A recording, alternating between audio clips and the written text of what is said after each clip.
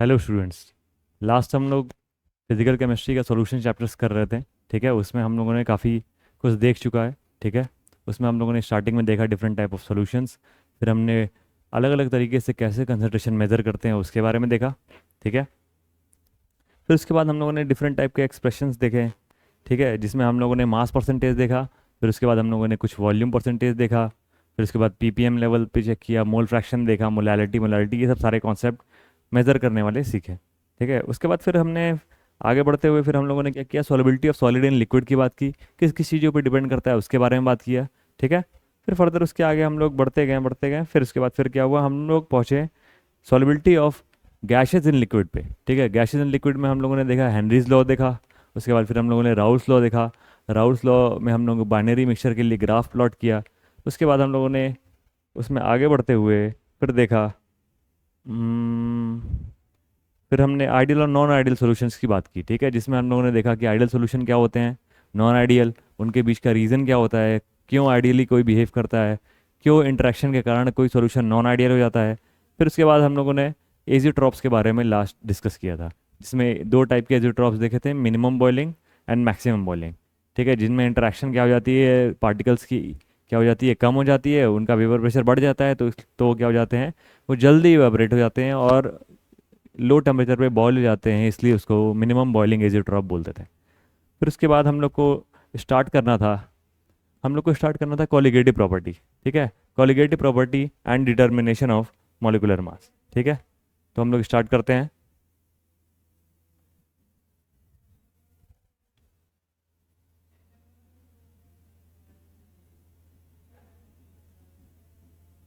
Colligative property, सबसे पहले ये जानना जरूरी है कि कॉलिगेटिव प्रॉपर्टीज़ होती क्या है। ठीक है, तो ऐसी प्रॉपर्टीज़ जो नंबर ऑफ पार्टिकल पे डिपेंड करें उनको क्या बोला जाता है, कॉलिगेटिव प्रॉपर्टीज़। जैसे कि मास है हमारा, वॉल्यूम हो गया। ठीक है, टेम्परेचर, टेम्परेचर नहीं हुआ। ठीक, मास है, वॉल्यूम है, डेंसिटी, डेंसिटी भी नहीं हुआ, क्योंकि क्या होता है, हमारा नंबर ऑफ पार्टिकल पे डिपेंड नहीं करता है। छोटा अमाउंट हो चाहे बड़ा अमाउंट हो, डेंसिटी चेंज नहीं होती है। ठीक है, उसका वेट है वो नंबर ऑफ पार्टिकल पे डिपेंड करता है। ये सारी चीज़ें क्या है, हमारी क्वालिटेटिव प्रॉपर्टीज होती हैं। लेकिन यहाँ पर इस चैप्टर में, सॉल्यूशन चैप्टर में, हम लोग क्या देखेंगे, ऐसी क्वालिटेटिव प्रॉपर्टीज जो क्या होगी, हमारा सॉल्यूट सॉल्वेंट सॉल्यूशन पे क्या होगी, जो इन चीज़ों पर डिपेंड करने वाली प्रॉपर्टीज़ होती हैं, उनको हम लोग यहाँ पे डिस्कस करेंगे। ठीक है, तो सबसे पहले कॉलिगेटिव प्रॉपर्टीज होती क्या है उसके बारे में लिख लेते हैं एक लाइन। ठीक है,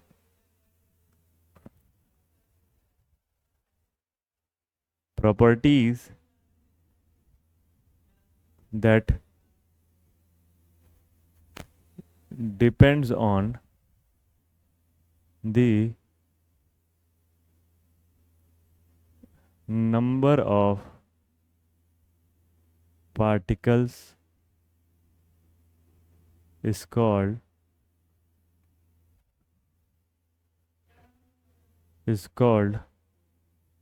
कॉलिगेटिव प्रॉपर्टी। ठीक, अब इसमें यहाँ सॉल्यूशन को ध्यान देते हुए हम लोग जिन कॉलिगेटिव प्रॉपर्टीज के बारे में डिस्कस करेंगे उनके बारे में बात कर लेते हैं। ठीक है, जिसमें सबसे पहला क्या है, जिनमें सबसे नंबर वन पर जो हम लोग पढ़ेंगे वो है हमारा relative relative lowering in vapour pressure. ठीक है, relative lowering in vapour pressure. ठीक, इसमें क्या होगा, ठीक है, पहले चारों के नाम देख लेते हैं, उसके बाद एक एक करके लाइन से उनको डिस्कस करेंगे। पहला है हमारा relative lowering in vapour pressure. Number second है elevation,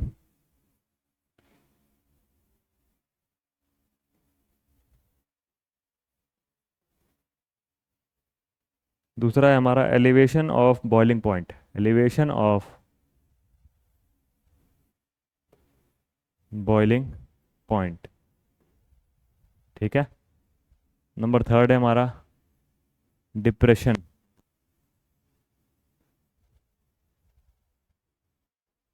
depression of freezing point.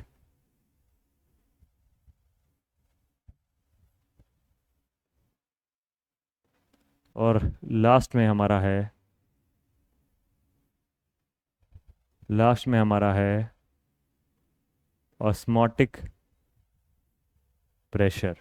ठीक है, चार तरीके की कॉलिगेटिव प्रॉपर्टीज पढ़ेंगे हम लोग। ठीक है, पहला है हमारा relative lowering in vapour pressure. Second है हमारा एलिवेशन ऑफ बॉइलिंग पॉइंट। तीसरा है डिप्रेशन ऑफ फ्रीजिंग पॉइंट। और चौथा है हमारा ऑस्मोटिक प्रेशर। ठीक है, ये सारी की सारी जो क्वांटिटीज़ है यहाँ पर लिखी हुई, ये सब क्या होती हैं, नंबर ऑफ सोल्यूट पार्टिकल्स पे क्या होती हैं, डिपेंड करती हैं। इसीलिए इनको बोला गया है कॉलिगेटिव प्रॉपर्टीज़।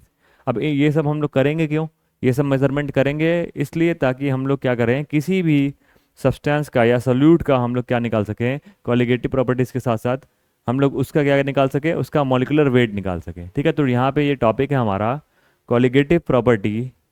यहाँ पे हमारा टॉपिक है colligative property and determination of molecular mass. ठीक है, डिटर्मिनेशन ऑफ मॉलिक्यूलर मास क्या है हमारा मेन, यहाँ पर किस तरीके से हम लोग किसी सब्सटेंस का मॉलिक्यूलर वेट निकालते हैं, वो चीज़ हम लोग क्या करते हैं यहाँ पर स्टडी करेंगे। ठीक है, यहाँ लिखा हुआ है बोर्ड में, all these properties depend upon the number of solute particle irrespective of their nature relative to the total number of particle. इसका मतलब क्या है, उनका नेचर कैसा है, कोई कितना रिएक्टिव है, ज़्यादा रिएक्टिव है, कम रिएक्टिव है, इन सब चीज़ों से कोई फ़र्क नहीं पड़ता है। ठीक है, यहाँ पर केवल क्या होगा हमारा, केवल हमारा नंबर ऑफ सॉल्यूट पार्टिकल ही हमारा यहाँ पर इंपॉर्टेंस रखता है। ठीक है, डिफरेंट टाइप के सॉल्यूशन में अगर number of solute particle same है तो उनकी प्रॉपर्टीज सेम आ सकती हैं। ठीक है, यहाँ पे उनकी रिएक्टिविटी से कोई मतलब नहीं है। ठीक है, इसमें इसमें हमारा नंबर वन पे आता है relative lowering in vapour pressure. पहले पे क्या आता है, नंबर वन पे आता है हमारा relative lowering in vapour pressure. ठीक है, तो इसके बारे में हम लोग स्टार्ट करते हैं।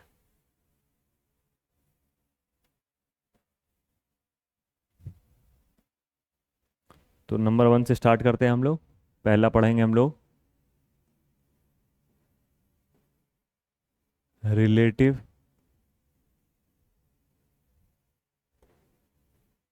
Lowering in vapour pressure. ठीक है, relative lowering in vapour pressure. ठीक है, तब यहाँ से समझ में आ रहा है रिलेटिव का क्या मतलब होता है, जब हम लोग किसी के रिस्पेक्ट में देखते हैं। ठीक है, और वेपर प्रेशर हम लोग पढ़ चुके हैं, किसी भी सॉल्यूशन में जो वेपर्स निकलते हैं वो इक्विलिब्रियम आने के बाद कितना प्रेशर एक्सर्ट करते हैं। तो जब हम लोग क्या करते हैं, इसके पहले हम लोग राउल्ट लॉ से स्टार्ट करते हैं पहले। ठीक है, राउल्ट लॉ से स्टार्ट करते हैं। ठीक है, लास्ट हम लोगों ने राउल्ट लॉ क्या पढ़ा था, राउल्ट लॉ में हम लोगों ने ये पढ़ा था कि जो P होता है इज इक्वल टू होता है P nought, is equal to होता है पी नॉट इंटू एक्स। ठीक है, यहाँ पे अगर हम लोग बात करते हैं, हम लोग सॉल्यूशन की बात करते हैं यहाँ सॉल्यूशन, तो ये आ जाता है P not into x of solvent. ठीक है, इसका हम लोग लास्ट टाइम ग्राफ भी देखे थे, उसको भी एक बार रिवाइज कर लेते हैं। ठीक है, इसमें यहाँ पे हमारा था मोल फ्रैक्शन ऑफ सॉल्वेंट। ठीक है, मोल फ्रैक्शन ऑफ सॉल्वेंट, और यहाँ पे हमारा था पार्शियल प्रेशर ऑफ सॉल्यूशन। ठीक है, तो जैसे जैसे हमारा सॉल्वेंट बढ़ता जाएगा वैसे वैसे हमारा प्रेशर क्या होगा, बढ़ता जाएगा। इस तरीके का ग्राफ आया था। मतलब क्या हो रहा है, जो वेपर प्रेशर है वो किस पे डिपेंड कर रहा है, वो सॉल्वेंट पे डिपेंड कर रहा है। ठीक है, अब यहाँ पे ये देखते हैं हम लोग कि इस वाले जो इक्वेशन में है, इनमें इस इक्वेशन में अगर हम लोग दोनों तरफ वन से माइनस कर देते हैं तो क्या आता है। ठीक है, इस वाले इक्वेशन से हम लोग डायरेक्टली क्या कर सकते हैं, रिलेटिव वाला जो हमारा कॉलिगेटिव प्रॉपर्टी वाला इक्वेशन है उसको हम लोग क्या कर सकते हैं, यहाँ पे डिराइव कर सकते हैं।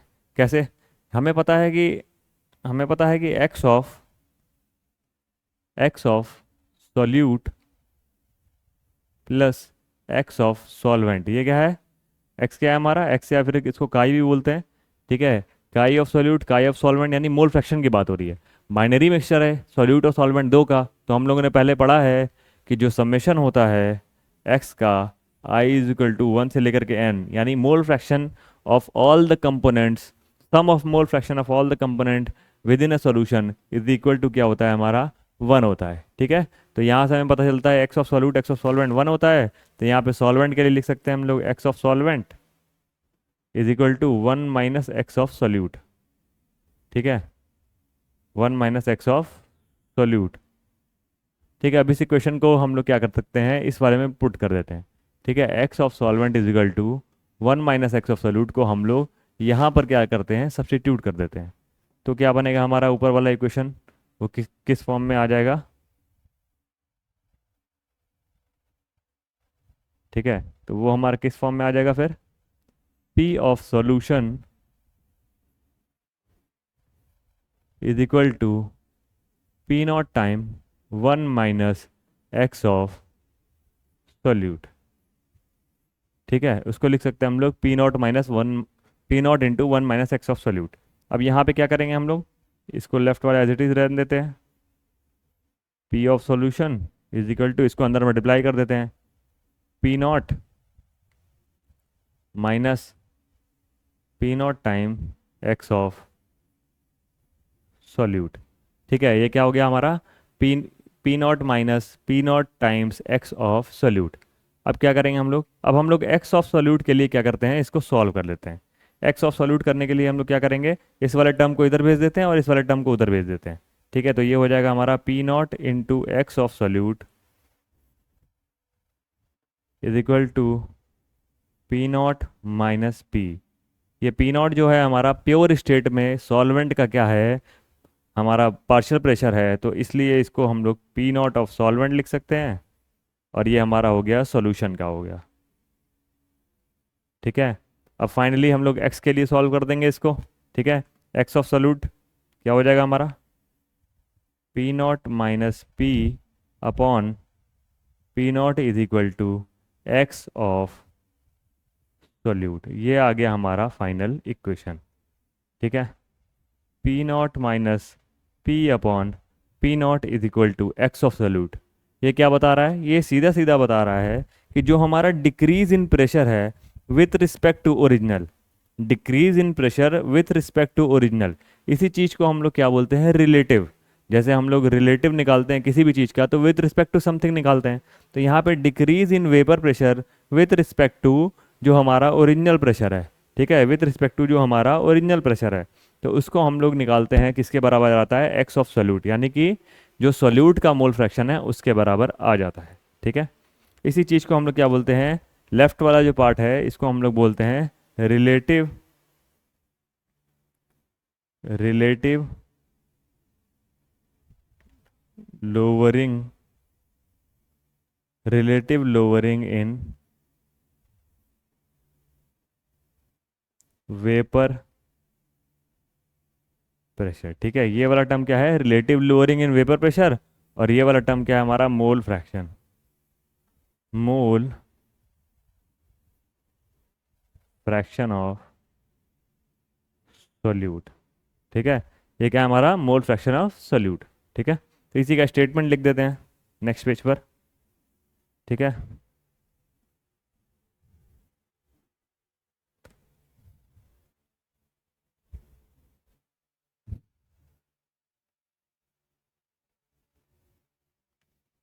Relative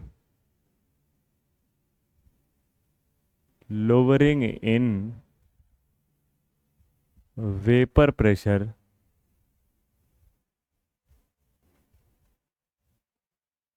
is equal to mole fraction of solute present in the solution। ठीक है, ये हमारा आ जाता है पहला, relative lowering in vapour pressure के बारे में।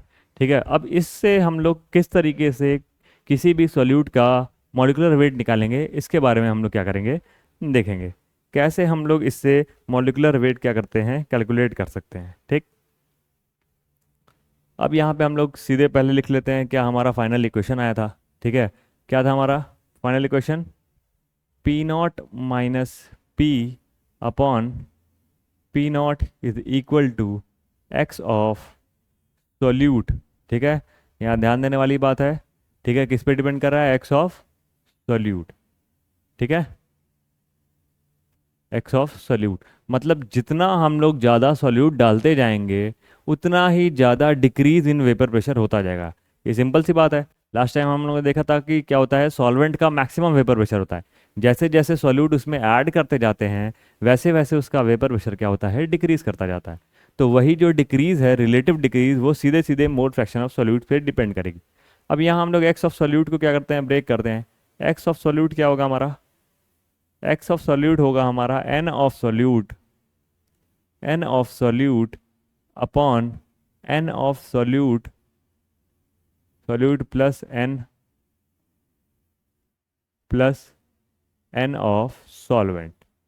ठीक है, यहाँ हम लोग क्या कर रहे हैं, एक सॉल्यूशन की बात कर रहे हैं, तो इसमें क्या होगा, सॉल्यूट और सॉल्वेंट। और मोल फ्रैक्शन पता है हम लोग क्या होता है, मोल फ्रैक्शन हम पहले भी हम लोग पढ़ चुके हैं। ठीक है, ठीक है, मोल फ्रैक्शन क्या होता है हमारा, x of A is equal to n of A upon n A plus n B plus n C dot dot dot dot, जितने भी कंपोनेंट है, जिस कंपोनेंट का मोल फ्रैक्शन निकालना है उसका हम लोग मोल्स ऊपर ले लेते हैं और divided by total number of moles कर देते हैं। ठीक है, तो यहाँ से हम लोग क्या करेंगे, ये वैल्यू को क्या करेंगे, यहाँ पुटअप कर देंगे। तो यहाँ क्या मिल जाएगा हम लोगों को, यहाँ हम लोग को मिल जाएगा, यहाँ हम लोग को मिल जाएगा P nought minus P upon P nought is equal to n of solute divided by n of solvent plus n of solute. क्योंकि यहाँ पर केवल दो ही हैं तो यहाँ हम लोग केवल n of solute plus n of solvent ले रहे हैं। ठीक है, अब एक कंडीशन आ जाती है हम लोग की, जब भी हम लोग ये मॉलिक्यूलर मास वाला ये वाला मेथड लेते हैं मॉलिक्यूलर मास कैलकुलेट करने के लिए, कोई भी कॉलिगेटिव प्रॉपर्टी वाला जब भी हम लोग लेंगे तो वहाँ पे हम लोग मेनली ये ध्यान रखेंगे जो हमारा सॉल्यूशन होगा वो आइडियली बिहेव करना चाहिए। ठीक है, और आइडियल बिहेवियर के लिए हम लोग देखे थे कि ए और बी का इंटरेक्शन स्टार्टिंग में जो ए और बी के क्या होना चाहिए, काफ़ी सेम होना चाहिए। तो इसलिए क्या होगा, हम लोग जब भी लेते हैं यहाँ पर क्या लेते हैं, हम लोग डाइल्यूट सॉल्यूशन लेते हैं। ठीक है, यहाँ पर क्या होता है कि कॉलिगेटिव प्रॉपर्टीज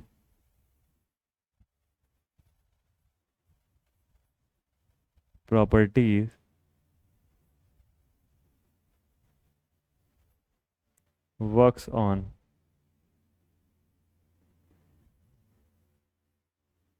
आइडियल सॉल्यूशन, यहाँ मेथड ऑफ लिख देते हैं,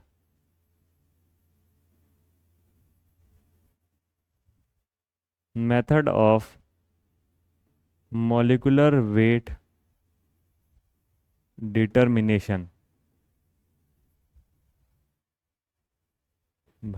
ठीक है, method of determination of colligative properties works on ideal solution. ठीक है, वो क्या है, आइडियल सॉल्यूशन कब होगा, जब हम लोग किसी सॉल्यूशन को क्या करें, काफ़ी डाइल्यूट करके, that is equal to very dilute solution, very dilute solution.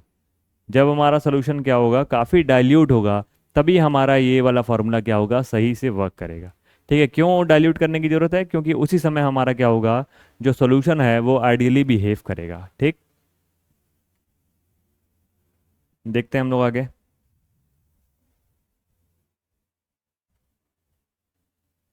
ठीक है, फॉर डाइल्यूट सॉल्यूशन, अब डाइल्यूट करने पर क्या होगा हम लोग को, सॉल्यूशन को अगर हम लोग क्या करते हैं, डाइल्यूट कर देते हैं, ठीक है, तो क्या होगा हमारे साथ। ठीक है, for for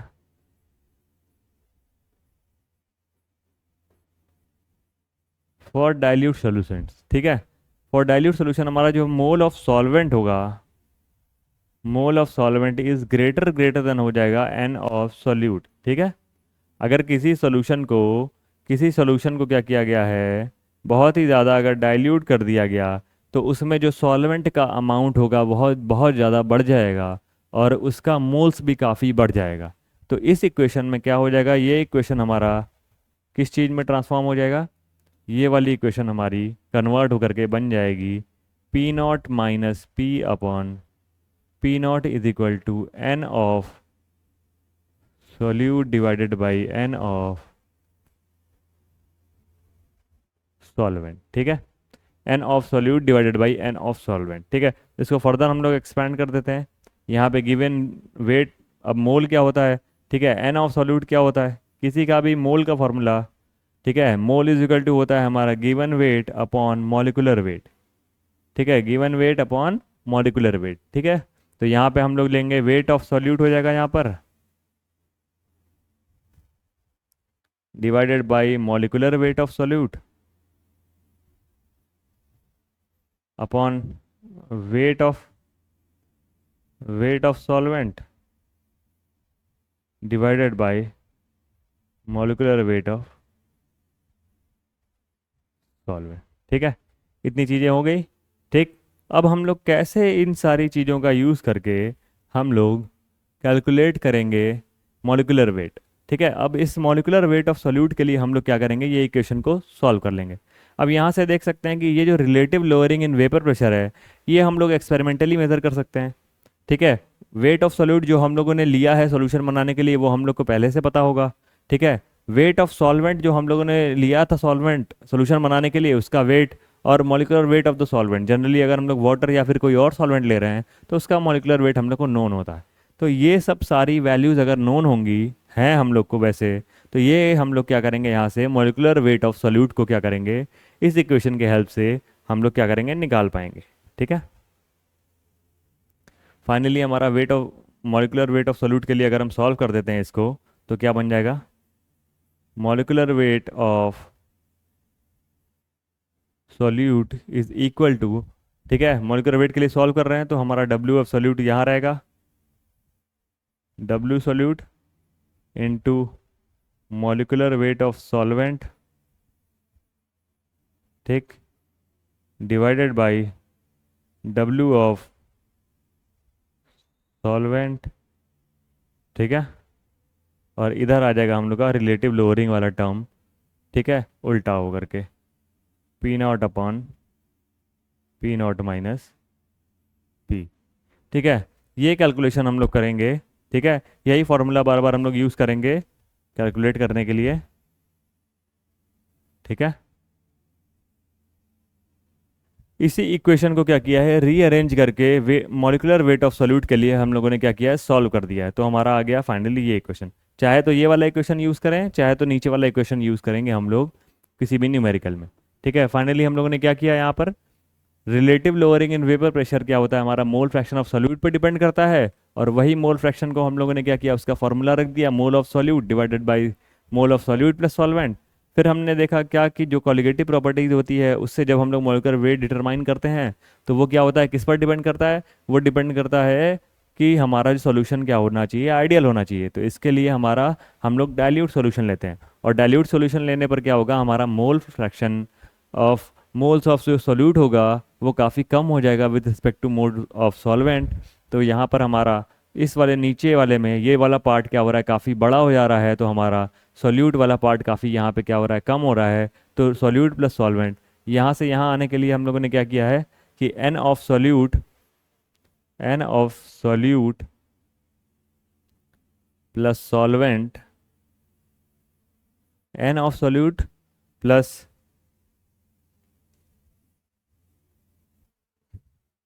an of solute plus n of solvent. ठीक है, इसमें इसको हम लोगों ने रख दिया है एन ऑफ सॉल्वेंट के बराबर। ये कैसे किया, ठीक है, ये इस तरीके से किया कि अगर मान लो इसकी वैल्यू 1 है, इसकी वैल्यू 1000 है, ठीक है, तो फाइनली ये क्या आएगा, 1001 आएगा। ठीक है, फाइनली क्या आएगा, 1001 आएगा, और 1001 को हम लोग क्या लिख सकते हैं, 1000 भी लिख सकते हैं। ठीक है, तो इसी मेथड को यूज़ करके हम लोगों ने क्या किया है, एन ऑफ सॉल्यूट को निग्लिजिबल मान लिया नीचे वाले में, और फिर उसको हम लोगों ने एक्सपैंड करके finally molecular weight of solute निकल ली। ठीक है, तो पहला जो था हमारा कॉलिगेटिव प्रॉपर्टी, जिसमें हम लोगों ने क्या किया, relative lowering in vapour pressure से का यूज़ करके हम लोगों ने मॉलिक्यूलर वेट ऑफ सॉल्यूट को क्या किया, डिटरमाइन कर लिया। ठीक है,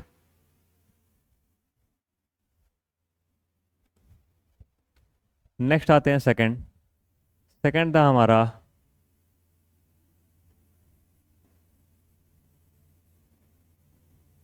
एलिवेशन ऑफ बॉइलिंग पॉइंट। ठीक है, नेक्स्ट आता है हमारा एलिवेशन ऑफ बॉइलिंग पॉइंट। अब इसको समझते हैं हम लोग एक फिगर के थ्रू।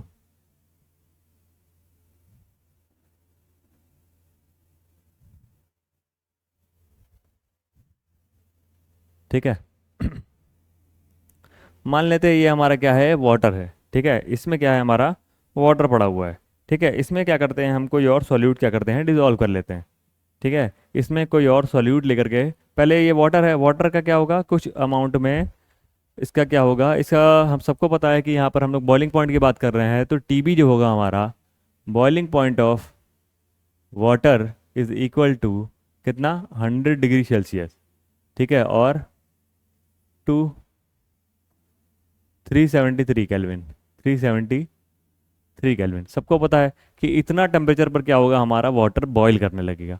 अब क्या हुआ, हमने इस वाले सॉल्यूशन में, इस वाले हमने सॉल्वेंट में क्या किया, बाहर से कोई सॉल्यूट ऐड कर दिया। क्या किया, सॉल्यूट को इसमें क्या किया, ऐड करके क्या हुआ, डिजोल्व कर दिया। ठीक है, अब सॉल्यूट क्या हुआ, इसमें डिजोल्व हो गया। ठीक है, अब क्या था पहले, अब सबसे पहले यहाँ पे ये जानना होगा हम लोग को कि बॉइलिंग पॉइंट होता क्या है। ठीक है, पहली चीज़ ये जानते हैं कि बॉइलिंग पॉइंट क्या होता है। ठीक है, boiling point and vapour pressure, इसमें क्या रिलेशन होता है, बॉइलिंग पॉइंट और वेपर प्रेशर का क्या रिलेशन होता है। बॉइलिंग पॉइंट क्या होता है अगर पूछा जाए तो लोग ये कहते हैं कि जो बॉइलिंग पॉइंट होता है एक ऐसा टेम्परेचर जिस पे लिक्विड बॉईल करना लगे। बहुत ही पुराना, बहुत ही बच्चों वाला डेफिनेशन है। ठीक है, इसके बाद हम लोग क्या करते हैं कि देखते हैं कि जो ये बॉइलिंग पॉइंट और वेपर प्रेशर में क्या रिलेशन होता है।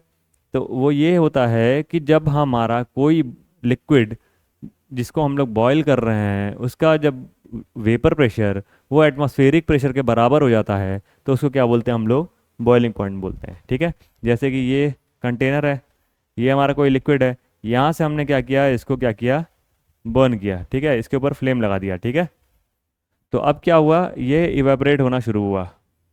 ठीक है, अब इसका प्रेशर जो हमारा यहाँ पे एटमॉस्फेरिक प्रेशर है, ठीक है, जब ये दोनों क्या होते हैं, बराबर हो जाते हैं, तो उस टेम्परेचर पर लिक्विड बॉईल करता है, और उस टेम्परेचर को हम लोग क्या कहते हैं, बॉइलिंग पॉइंट कहते हैं। ठीक है, उस टेम्परेचर को हम लोग बॉइलिंग पॉइंट करते हैं। तो सिंपली वेपर प्रेशर ही डिसाइड करता है बॉइलिंग पॉइंट कितना है। जितना ज़्यादा वेपर प्रेशर होगा उतना ही जल्दी क्या होगा, कोई भी लिक्विड क्या होगा, एक एटीएम प्रेशर को मेंटेन करेगा, और वो क्या होगा, उतना ही जल्दी बॉईल करेगा। अगर हमारा वेपर प्रेशर अगर बहुत ही हाई है, ठीक है, तो हमारा बॉइलिंग पॉइंट क्या होगा, काफ़ी लो होगा। ठीक है, जैसे देखते हैं पेट्रोल देख लो और पानी देख लो, तो पेट्रोल क्या होता है, बहुत जल्दी इवेपोरेट होता है। क्यों, क्योंकि उसका वेपर प्रेशर हाई है, तो उसका बॉइलिंग पॉइंट बहुत कम है। और वहीं पे पानी देखो तो पानी धीरे धीरे इवेपोरेट होता है, तो उसका क्या है, बॉइलिंग पॉइंट हाई है। ठीक है, अब इस चीज़ को समझने के बाद अब हम लोग क्या करते हैं, आगे बढ़ते हैं इसकी तरफ। तो बॉइलिंग पॉइंट वेपर प्रेशर में क्या रिलेशन है, लिख लेते हैं इसको। ठीक है, नोट कर लेते हैं। ठीक है, temperature at which vapour pressure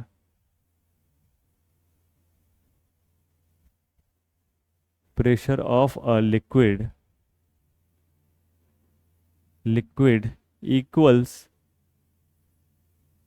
equals the atmospheric pressure.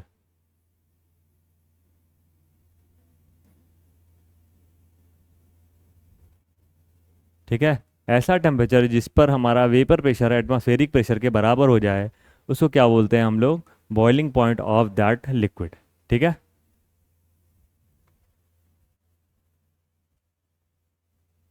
ठीक, अब आते हैं हम लोग इस डायग्राम के ऊपर।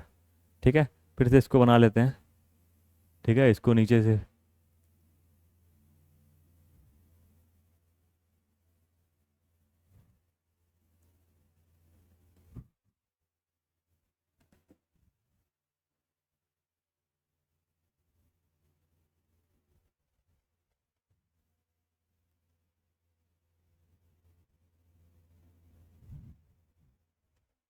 ठीक है, ये हमारा क्या था, एक सॉल्यूशन था, जिसमें हमने सॉल्वेंट था, जिसमें हमने सॉल्यूट को क्या किया था, मिक्स कर दिया था।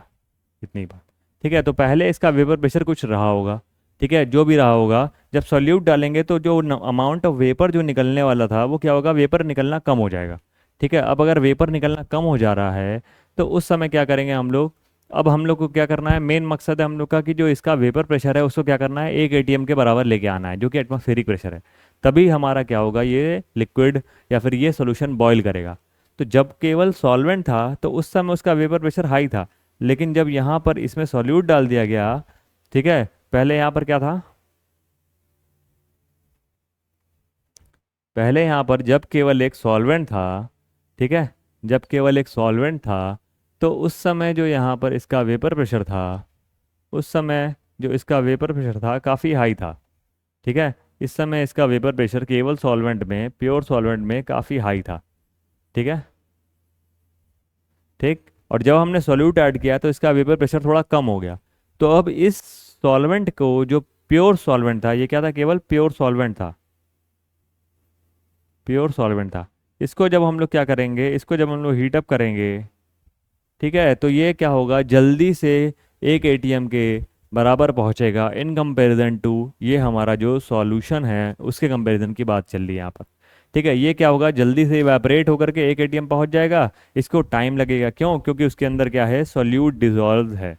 ठीक है, तो जब हम लोग का सॉल्यूट डिजॉल्व होता है किसी भी सॉल्वेंट में और सॉल्यूशन बन जाता है, तो उस समय हमारा जो वेपर, जो हमारा बॉइलिंग पॉइंट होता है, बॉइलिंग पॉइंट क्या करता है, हमारा बॉइलिंग पॉइंट डिक्रीज कर जाता है, बॉइलिंग पॉइंट इंक्रीज कर जाता है। ठीक है, क्यों, क्योंकि हमें ज़्यादा टेम्परेचर देना होगा उसको 1 ATM एटमॉस्फेरिक प्रेशर पे उसका वेपर प्रेशर पहुंचाने के लिए। ठीक है, समझ में आ गया सबको।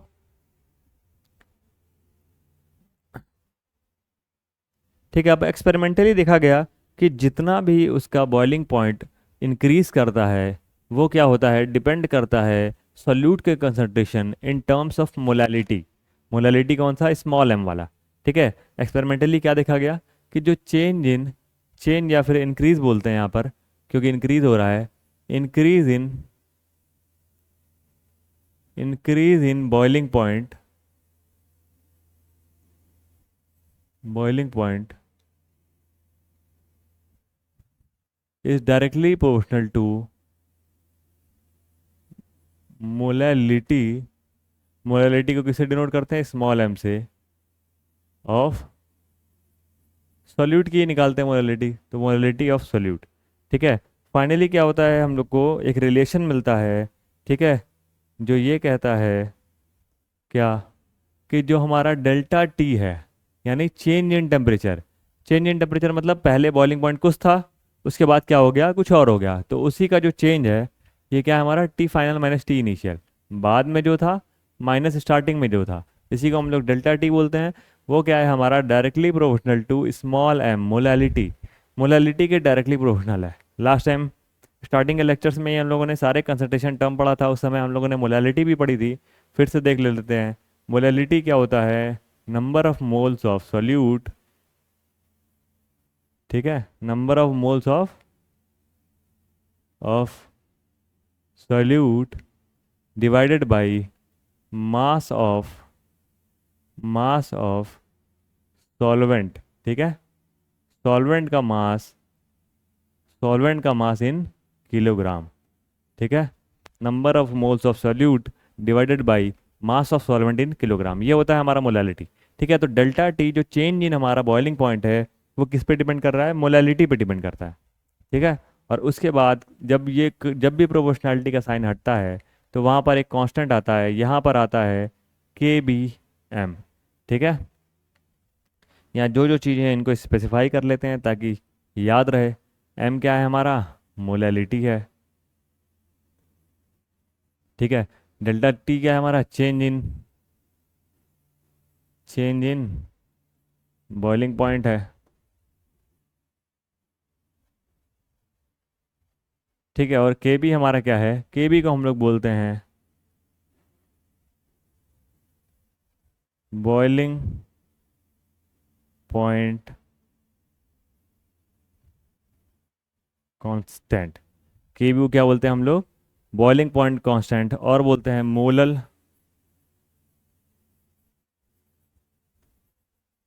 एलिवेशन कांस्टेंट, ठीक है।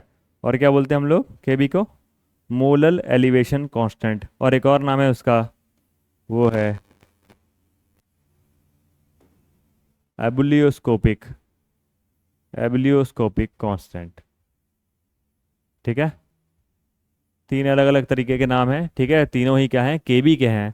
ठीक है, ये वाला दे करके क्या होता है, कभी कभी ट्रिक कर देता है कि केबल एबिलियोस्कोपिक कांस्टेंट की वैल्यू दी हुई है, तो इसका मतलब हम लोग को डायरेक्टली समझ जाना है कि किसकी वैल्यू दी हुई है, केबी की वैल्यू दी हुई है, ठीक है। बहुत ही सिंपल सा न्यूमेरिकल होता है, ठीक है।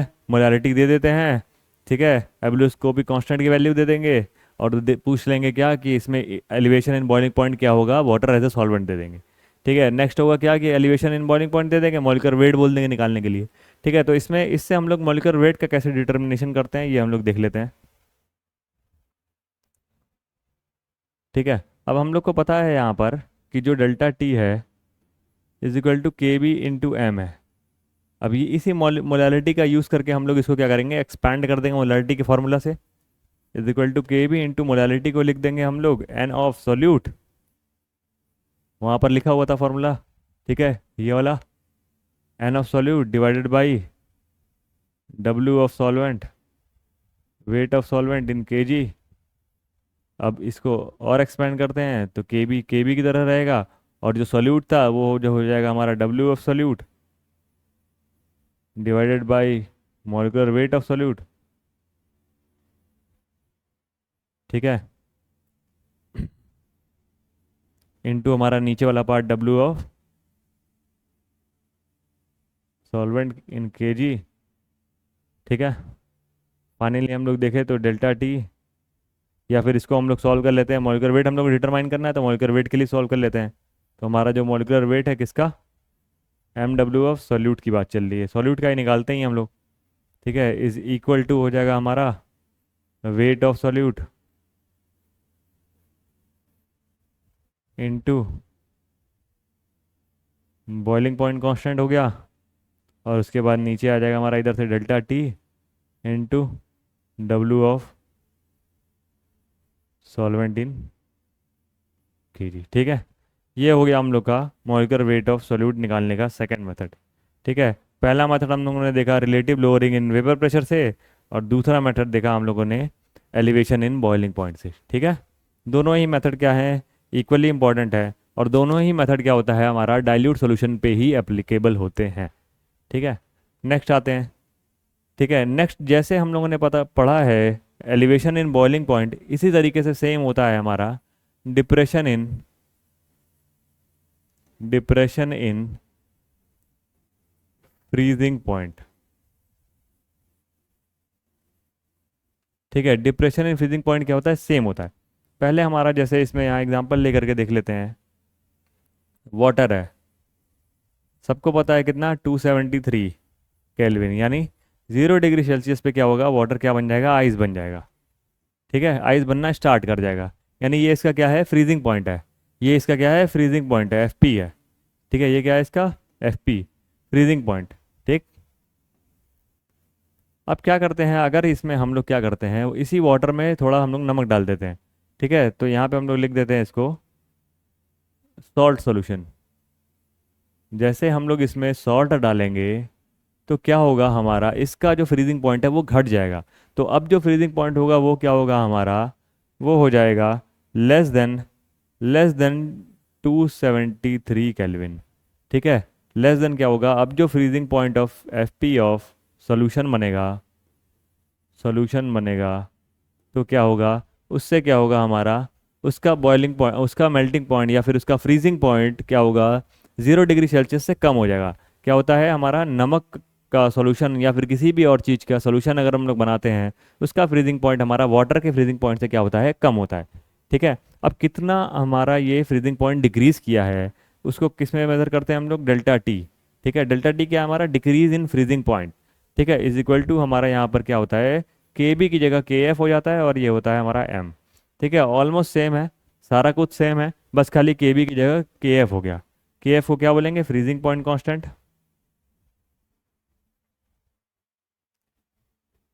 फ्रीजिंग पॉइंट कांस्टेंट,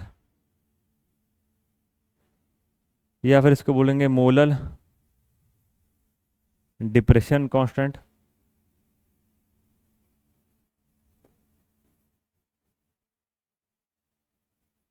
या फिर इसका एक और नाम है वो है क्रायोस्कोपिक, क्रायोस्कोपिक कांस्टेंट, क्रायोस्कोपिक, ठीक है, क्रायोस्कोपिक कांस्टेंट। तीन नाम है, तीनों ही केएफ के ही हैं। सेम तरीके से हम लोग जैसे वहाँ किया, यहाँ पे भी हम लोग मॉलिक्यूलर वेट के लिए सॉल्व कर लेते हैं।